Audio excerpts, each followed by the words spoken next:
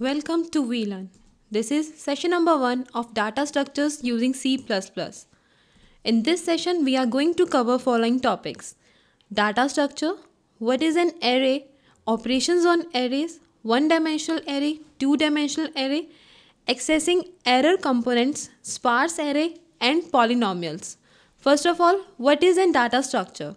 The organized collection of data is called as data structure. Means आपने data को एक organised manner में maintain कर रखा है just to get your data structure. Data structures means अपने डाटा को एक स्ट्रक्चर प्रोवाइड करना. Data structure can be classified in the following ways. First one is your linear and non-linear. Secondly, homogeneous and non-homogeneous. And lastly, static and dynamic. We can understand each of them one by one.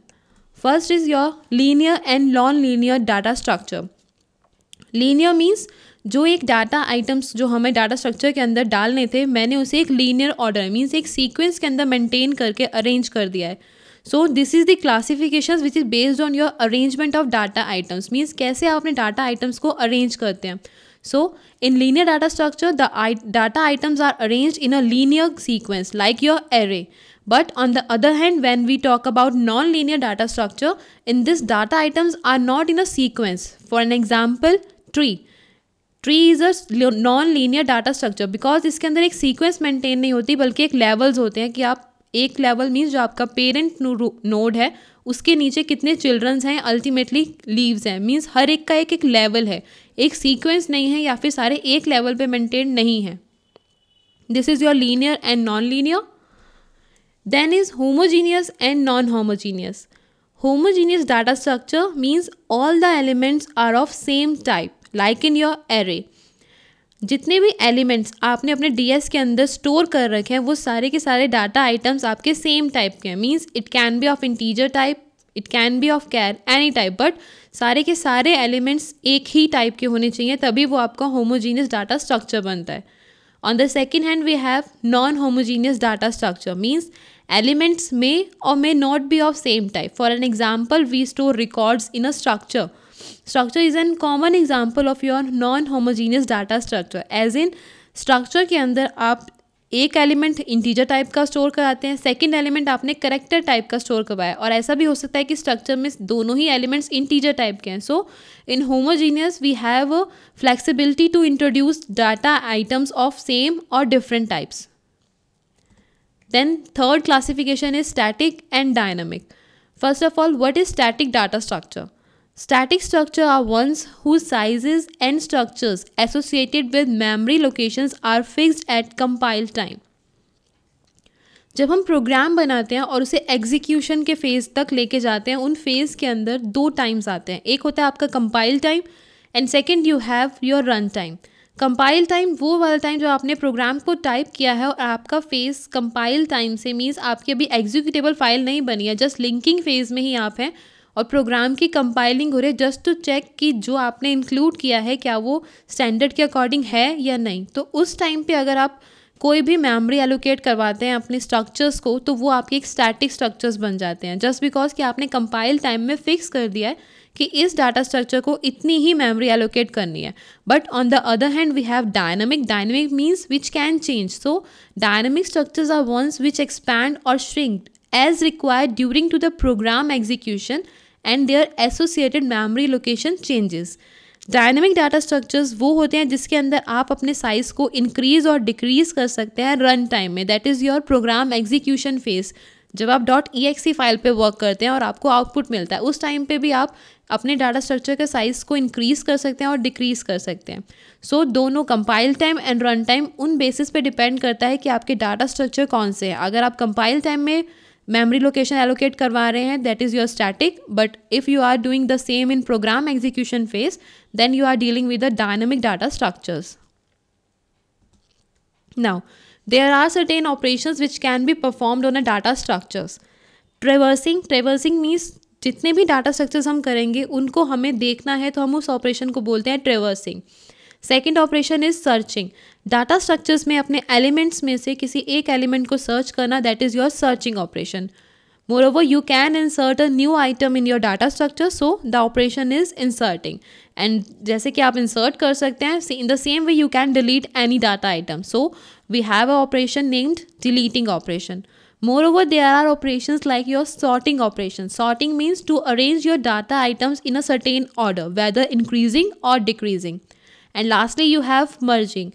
दो data structures आपको provide कर दी गए, that are of same kind, means two arrays मैंने आपको provide किया और मैं उसके ऊपर ऑपरेशन करना चाहती हूँ कि उन दोनों को मिला के एक नया एरे बन जाए. So that is your merging operation. So these are some operations which we can perform on our data structures. Now first of all, array is a data structure. So data structure category में सबसे पहले हम array concept को समझ रहे हैं. And array is a collection of similar type of elements. Similar types of elements means let's suppose मुझे 10 integers declare करने हैं. सो वन वे जो इनिशियली एरे जब नहीं आया था उससे पहले हम अगर मुझे 10 इंटीजर्स को स्टोर करवाना है तो I need to declare 10 variables. But when the array come I need only one variable to store all the items or elements. Like I write int A in square brackets the size. That means कि उस variable के अंदर ही मैं 10 अलग या फिर जितने भी मैंने उस एरे का साइज दिया है उतने एलिमेंट्स को स्टोर कर सकती हूँ. So that's why we are saying कि array is just a collection of similar type of elements. Moreover these similar elements could be all integers, all float or all characters etcetera. Means जितने भी elements आप store करवा रहे हैं that should be of homogeneous type. Means type different नहीं हो सकता. अगर आपको 10 एलिमेंट्स स्टोर करवाना है you can store, but that two of same type. Array must be declared before they can be used in a program like of your variable. जब आप variable को डिक्लेयर करते हैं C++ में तब फर्स्ट कंडीशन ये होती है कि उसे यूज़ करने से पहले फर्स्ट ऑफ ऑल आप you need to declare the variable. So the same is applicable in arrays also. Arrays को यूज़ करने से पहले फर्स्ट स्टेटमेंट में आप उसे डिक्लेयर करेंगे. So there is a standard array declaration format. Like first of all you need to write your type. Means आपके variable का क्या टाइप है. It can be int, float, double, anything. And then what is the name of your variable which you are using, like a, b, x, y, whatever you want. And after that there are square brackets, and within square brackets you need to write the length of array. कितनी length आपको उस array को provide करनी है. Like मैंने यहाँ पे लिख दिया int a and 5. That means कि मेरे उस वेरिएबल जो a है वो एक मेरा इंटीजर टाइप का एरे है जिसको मैंने साइज एलोकेट किया है up to 5 data items. And then a terminator with a semicolon. Semicolon को हम टर्मिनेटर कहते हैं जस्ट टू सिग्निफिकेंस कि ये इस लाइन का स्कोप यहाँ पे ख़त्म हो गया. So that's why we call them as terminators.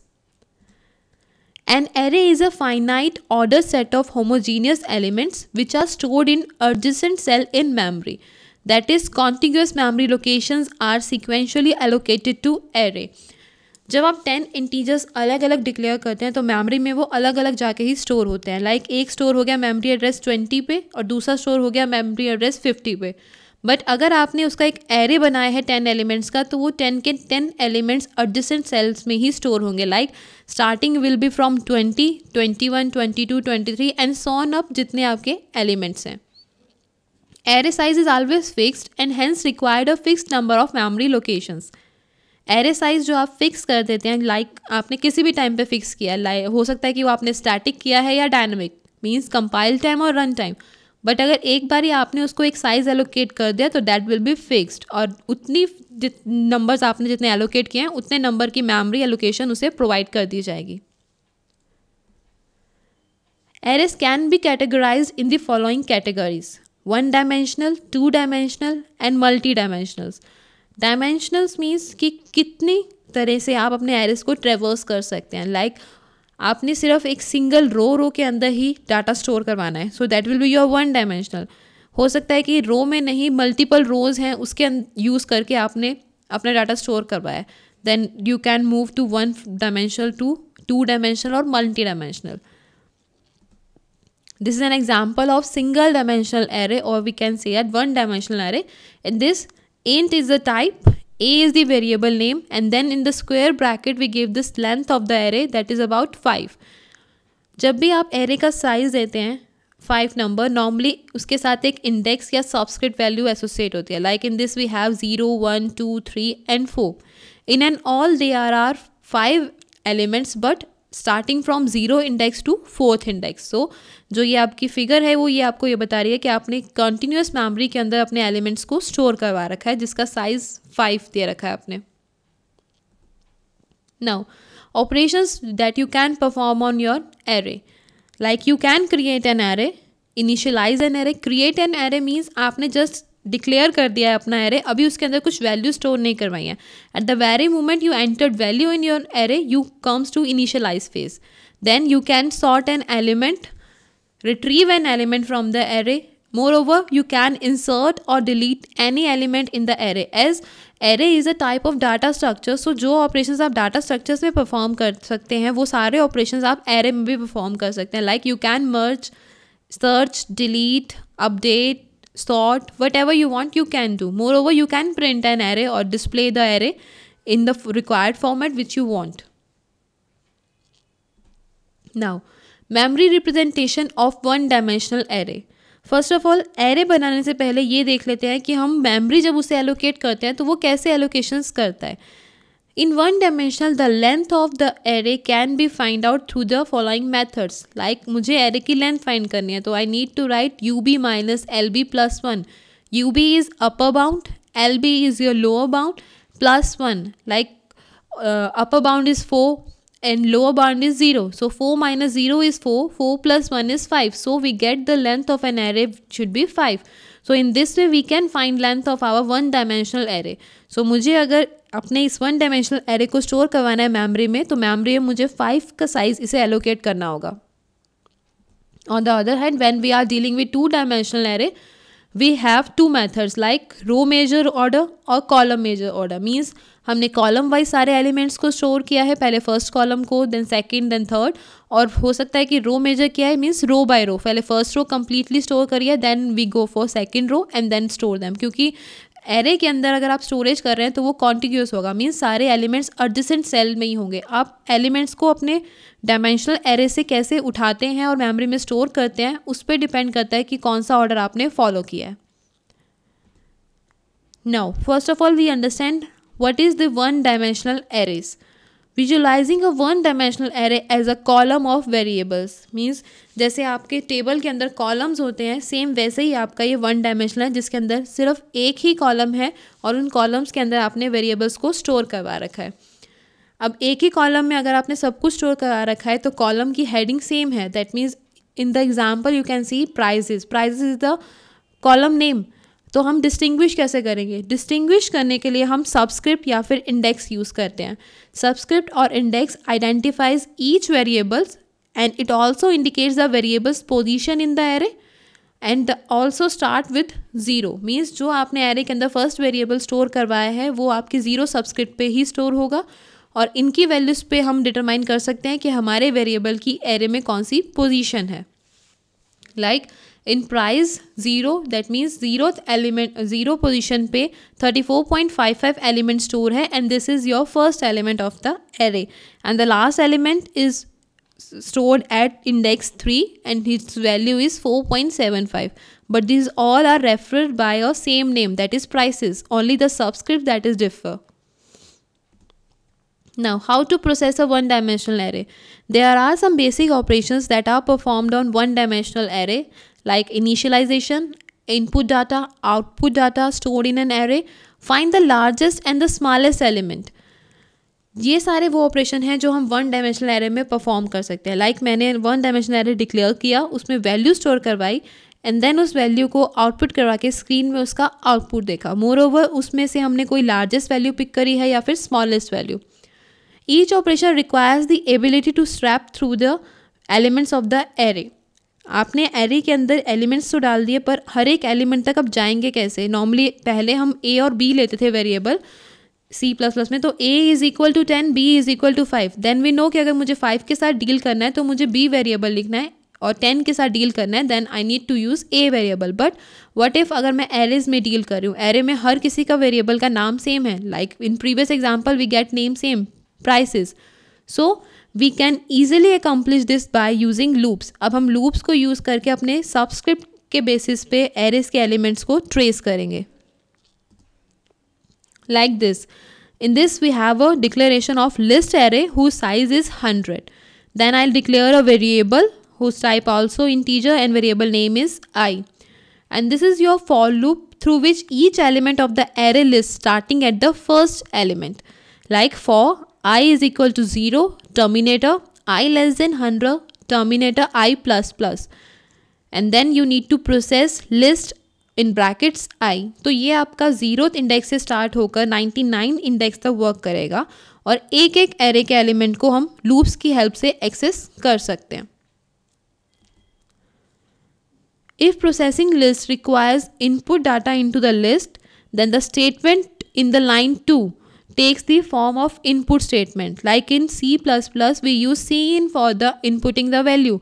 So first line will be same because मुझे elements तो array में ही डालने हैं और 1 by 1 डालने हैं हर एक इंडेक्स के ऊपर. तो जहाँ पे हमने पहले प्रोसेसिंग लाइन लिखी थी प्रीवियस स्लाइड्स में, वहाँ पे अब हम एक cin स्टेटमेंट लिख देंगे जस्ट टू गेट कि मुझे इसके अंदर एक एक एलिमेंट स्टोर करवाना है. बट जैसे वेरिएबल में आप करते थे तो you right cin a with this operations. इसमें a वेरिएबल की जगह आपका लिस्ट वेरिएबल आ जाएगा और मोर ओवर आपके ब्रैकेट्स के अंदर इंडेक्स शो करेंगे which is i. So initially for i is equal to 0 loop के अंदर एंटर करेगा और लिस्ट 0 की वैल्यू के अंदर आपकी वो डाटा स्टोर करा देगा. लेट्स से आपने 5 एंटर किया है तो list brackets 0 is equal to 5. That means 5 is the data element that is stored on the index 0 of array list. This is an example. First of all we declare an array sales whose size is 10 and its type is double. Then we have a variable index whose type is int, and there are more 3 variables of double type. First of all, how to initialize an array? In first statement, we just declare an array. If we want to initialize the array, we have to write these 2 lines. In the first, there is a loop named for loop, and this for loop we take index is equal to 0 and terminating condition is less than 10, means 0 to 9 तक आपको element store करवाने हैं अपने sales array के अंदर और सारे elements में वो 0.0 ही स्टोर करेगा. मीन्स हर इंडेक्स पे इनिशियल वैल्यू उसकी 0.0 है. 0.0 इसलिए लिखा है क्योंकि सेल्स का टाइप जो है वो इंटीजर नहीं है, आपका डबल टाइप है. फर्स्टली आपने इनिशियलाइज कर लिया. अब आपको यूज़र से उन वेरिएबल्स के हर एक इंडेक्स के ऊपर एलिमेंट्स को स्टोर करवाना है. So for reading data into an array we need to write the same loop again, but instead of the first statement, that is the initialize statement, we write an inputting statement by using your cin operation, which is your console input. तो console window पे जब आप user से input लेंगे तो just इस statement के basis पे ही जैसे जैसे आप एलिमेंट्स एंटर करते रहेंगे अकॉर्डिंग टू देयर नंबर वो इंडेक्स के अंदर स्टोर हो जाएंगे. लाइक फर्स्टली सेल्स इंडेक्स की जगह 0, सो फर्स्ट एलिमेंट 5 यहाँ 0 इंडेक्स पे स्टोर होगा. सेकंड एलिमेंट जो आप एंटर करोगे वो इंडेक्स 1 पे स्टोर होगा और लास्ट एलिमेंट आपका इंडेक्स 9 पे स्टोर होगा. So in and all you can have 10 elements in your cells array. Once you initialize and read the data, now you can print the array. For index is equal to 0, index less than 10, index plus plus. This is the same loop, but instead of cin statement, now I am using the cout statement. Cout statement is used to print the output, that is console output. So जो elements आपने cin के through enter किए हैं, आप cout के through सारे elements को print करवा सकते हैं. So these are the methods in which you can access your array components. Now I want to find the sum and average of an array. The program code is very simple. Just you need to write a variable sum whose value is 0 and then आपने वो जो sales की value के अंदर अपने number store करवा रखे हैं, हर एक लूप की इटरेशन में आप उस सम के अंदर उसे अपेंड करते रहेंगे. और एक बार जब आपने लूप के अंदर ये सारी फंक्शनिंग परफॉर्म कर ली तो सम के अंदर जितने भी आपने वैल्यूज उस सेल्स एरे में डाली थी उन सब का सम स्टोर हो जाएगा. And then you get average by dividing sum by 10. In the same way you can find your largest element, but the problem occurs when आपको हर एक एलिमेंट को दूसरे एलिमेंट से मैच करना है. सो आप मैक्सिमम इंडेक्स मान लीजिए 0, दैट मीन्स आपका मैक्सिमम एलिमेंट 0 इंडेक्स पे है और आपको अब उसे सारे एलिमेंट्स को ट्रेस करना है कि इस एलिमेंट से अगर कोई बड़ा है तो वो चेंज कर दे, अदरवाइज यही आपका लार्जेस्ट एलिमेंट है. तो this time loops will be start from 1 on up to 10 and at each iteration we will check whether the sales of max index like जो भी हमारा मैक्स इंडेक्स है उस पे जो एलिमेंट है अगर वो आपके सेल्स इंडेक्स के एलिमेंट से छोटा है देन मैक्स इंडेक्स के अंदर इंडेक्स डाल दीजिए, अदरवाइज आपका अल्टीमेटली जब आप इस लूप से बाहर आएंगे तो लार्जेस्ट स्केल के अंदर आपकी वो सेल्स मैक्स इंडेक्स होगा जिसके अंदर आपकी मैक्सिमम वैल्यू स्टोर्ड है. तो this is the code which you can use by for finding your largest element in the array. Now, array index out of bound. If either index less than 0 or index greater than 0, greater than array size -1, then we can say that the index is out of bound. Means अगर मैंने आपको size दिया है 10 तो then it must be limit to 0 to 10 only. Means 0 से start होकर 10 से कम तक यानी कि 9 तक में उसे ख़त्म होना है. अगर वो 10th एलिमेंट को अप्रोच करता है दैट मीन्स आपका जो एरे है वो इंडेक्स ऑफ बाउंड हो गया है. मीन्स इंडेक्स से भी बाहर जा चुका है. There is no guard against indices that are out of bound. C++ do not check if the index value is within range और नॉट. मीन्स आपने अगर प्रोग्रामिंग में ऐसी कोई मिस्टेक करी है तो C++ उसे चेक नहीं कर सकता. Now we have two-dimensional arrays. Two-dimensional array is just a collection of fixed number of components which are arranged in two dimension. All the components are of same time, but this time the syntax is slightly differ. Instead of one square bracket, we have two square bracket, and in two square brackets we have int expression 1 and int expression 2, which both yield a positive integer value. In this first is same data type, then array name, and then you have these two square brackets. The two expression exp1 means expression.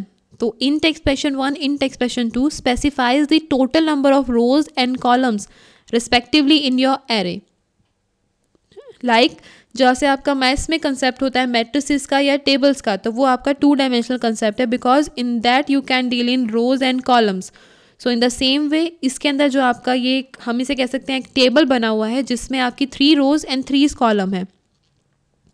अगर मुझे इसे two dimensional array की term में represent करना है तो मैंने इसे नाम दे दिया products, and in this the first element that is AC34 इसका एड्रेस होगा आपका 0 0. That means it is at 0th row and 0th column.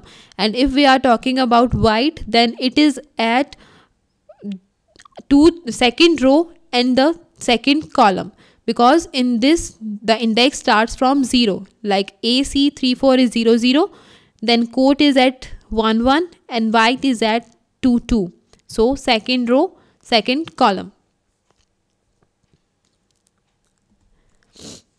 In this way we can initialize our two-dimensional array. Now instead of one loop we are using two loops just because कि हमें अब 2 element से deal करना है, रो में भी और column में. और वन डायमेंशन में तो सिंपली हम रो में ही एंट्री कर रहे थे, but this time we have a new factor that is your column. So column का लूप रो लूप के अंदर लेगा. दैट मीन्स इनर लूप आपका कॉलम पे अप्लाई होगा बिकॉज जब आप डाटा स्ट्रक्चर्स जो कि आपके टू डायमेंशनल एरे है उनमें वैल्यूज़ इनपुट करेंगे तो फर्स्ट रो का फर्स्ट कॉलम पहले फिल होगा, then first row second column and then second row third column. पर जब आप सेकंड रो या फर्स्ट रो में जाएंगे तब यही सेम वैल्यूज़ आपकी कॉलम्स की आपको रिपीट करनी होंगी. सो दैट्स वाई रो का जो आपका लूप है वो स्टार्टिंग में है और उसके बाद नेस्टेड लूप आपका कॉलम का लूप होगा. जब आप वैल्यूज़ को एंटर करेंगे तो you will write your array name. Like in this example my array name is matrix and in this I have two square brackets, one for row and one for column.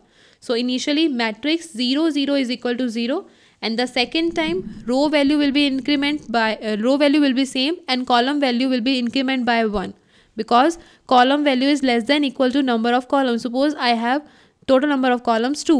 So जब तक column की value 2 तक नहीं होती तब तक 0th रो के लिए वो सारे कॉलम्स को फिल करेगा. जैसे ही कॉलम की वैल्यू 2 हो जाती है वो इस लूप से बाहर आएगा, उसके बाद रो की वैल्यू इंक्रीमेंट हो जाएगी 1 से, और ऐसे ही आपका ये पूरा इनिशियलाइज हो जाएगा. वंस आपने इनिशियलाइज कर लिया, सेम जहाँ पे आपने इनिशियलाइज स्टेटमेंट लिखी है लाइक इज इक्वल टू 0 वहाँ पे आप सी इन यूज़ करके एलिमेंट्स को इनपुट कर सकते हैं. And after that you can print your elements by just replacing that statement with cout statement to get the desired output. The difference between one dimensional and two dimensional in terms of loops only. One dimensional के अंदर आपने एक ही loop में सारा काम कर लिया था, लाइक ट्रेवर्सिंग भी कर रहे थे आप, इनपुट भी कर रहे थे, बट वही चीज़ अब आपको डबल डायमेंशन के अंदर दो लूप्स को यूज़ करके करनी है. This is your double dimension, that's why we refer it as two dimension. Now, sparse array. If we store the elements in array through previous technique, that would be much wasted space. मीन्स sparse array के अंदर normally आपके बहुत ज़्यादा elements होते हैं जो zero की वैल्यू को स्टोर करते हैं. तो जो प्रीवियस मेथड लाइक आपने टू डायमेंशनल एरे में देखा, जो हम वैल्यूज़ को स्टोर कर रहे थे, अगर वही मैकेनिज्म हम इसमें फॉलो करते हैं तो वो वेस्टेज है, बिकॉज आधे डाटा एलिमेंट्स तो वैल्यू के अंदर ज़ीरो ही है, मीन्स उसके अंदर कोई वैल्यू नहीं है. सो there is an alternate method to store that sparse array. Each element of two-dimensional array is uniquely categorized by its row and column position, and therefore store a sparse array in another array of the form. Like this. An array is called a sparse array if it has a relative number of 0 elements. अब sparse array को हमें store करवाना है तो पहले हमें ये समझना पड़ेगा कि स्पार्स एरे में ऐसी क्या प्रॉब्लम हमें फेस करनी पड़ी प्रीवियस मेथड में. लाइक हमने प्रीवियस स्लाइड में देखा कि हमें स्पार्स एरे को जब हमें स्टोर करना होता है तो हम प्रीवियस टेक्निक से स्टोर नहीं कर सकते, उसके लिए हमें दूसरी टेक्निक में जाना होता है. तो जस्ट बिकॉज कि आपके बहुत सारे ऐसे एलिमेंट्स होते हैं स्पार्स मैट्रिक्स के अंदर जिनकी वैल्यू ज़ीरो होती है, so that's why we need to go to different approach like this. This is a sparse array. In this 1 to n and 1 to 3 means rows can be extended and column is 3.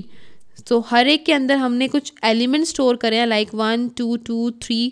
जो भी elements आपके same हैं हम उनको same तरह से ही deal करें जिससे कि हमारी स्टोरेज कैपेसिटी का यूटिलाइज कम से कम हो सके. जहाँ पे एक जैसे लाइक ज़ीरो है तो वो ज़ीरो एक जगह स्टोर कर दिया, और सभी एलिमेंट्स जिन पोजीशंस पे वो ज़ीरो स्टोर था हमने उस पोजीशन के साथ उस ज़ीरो को अलग से एसोसिएट कर दिया. Next is polynomial. Polynomials are some of these expressions. Each pieces of polynomial, each part that is being added is called a term. Like there is an example 4x square plus 3x minus 1. In this we have three terms 4x to the power 2, 3x and 7. Leading term is your 4x raised to the power 2 and the constant term is 7 because there is no factor of x with 7. So this is the example of your polynomial. We can design this polynomial by using arrays. In this we can notice the exponent and on the terms. The first exponent is 0, second is 1, and then the last we have a constant term because x raised to the power is indeed a 1. So we don't need to write x raised to the power 0. Polynomials are usually written this way with the terms written in the descending order, that is with the highest exponent first, then the next, and then so on until you get down to the plain odd number. Means constant value तक जब तक आप reach नहीं कर जाते तब तक आप ऐसे ही लिखते रहते हैं. So highest order first, then उससे smallest, then smallest, means decreasing order में. Like this, in this we have 4 3 is our coefficient, 2 is the exponent and the variable is x. Do it yourself. First explain sparse array. इस question में आपको sparse array को explain करना है कि sparse array होते क्या हैं, ऐसा क्या डिफरेंस है स्पार्स एरे और एरेज में कि हमें इसे अलग कैटेगराइज करना पड़ा. And in the second question explain how to access your one dimensional array. Thank you. Happy learning. We learning.